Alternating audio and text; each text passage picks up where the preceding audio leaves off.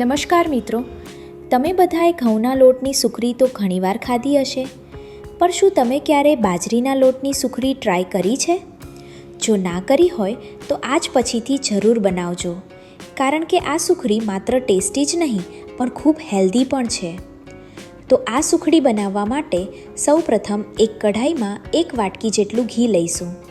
મેં અહીંયા પૂરેપૂરું ઘી એડ નથી કર્યું, થોડું રહેવા દીધું છે, જે પાછળથી ઉમેરીશું.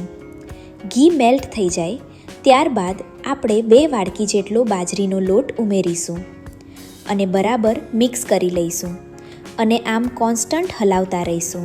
અને આ દરમિયાન ગેસની ફ્લેમ લો રાખીશું. જેમ જેમ લોટ શેકાતો જશે એમ લોટ હલકો થતો જશે.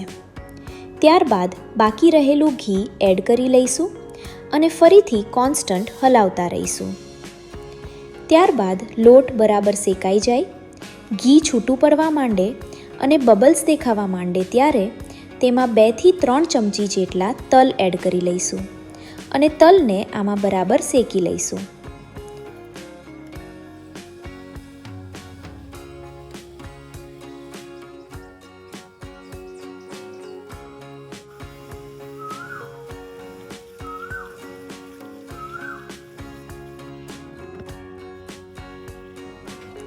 ત્યારબાદ ગેસને બંધ કરીને તેમાં 1 વાટકી જેટલો ગોળ ઉમેરી લઈશું અને ગોળ ઓગળી જાય ત્યાં સુધી કોન્સ્ટન્ટ હલાવતા રહીશું. ગેસ બંધ કર્યા પછી ગોળ ઉમેરવાથી સુખડી એકદમ પોચી બને છે. જો ગેસ ચાલુ હોય ત્યારે ગોળ નાખશો તો તે બળી શકે છે અથવા મિશ્રણ કઠણ થઈ જવાની સંભાવના રહે છે, એટલે ગેસ બંધ કર્યા પછી જ ગોળ ઉમેરવું. હવે એક ડીશમાં ઘી લગાવી લઈશું અને સુખડીના મિશ્રણને થાળીમાં નાખીને વાટકીની મદદથી ઇવનલી પાથરી લઈશું. મિશ્રણને વાટકી અને તાવેતાની મદદથી એકદમ સરસ રીતે સમતળ પાથરવાથી પીસ એકદમ પરફેક્ટ પડશે. સુખડી એકદમ સમતળ પથરાઈ જાય ત્યારબાદ તેમાં તલ પાથરી દઈશું. તલ નાખવાથી સુખડીમાં એક ક્રંચ આવે છે, તેમજ સુખડીનો ટેસ્ટ પણ વધુ સારો લાગે છે. હવે સુખડીને 10 થી 15 મિનિટ જેટલું રૂમ ટેમ્પરેચર પર ઠરવા માટે મૂકી દઈશું.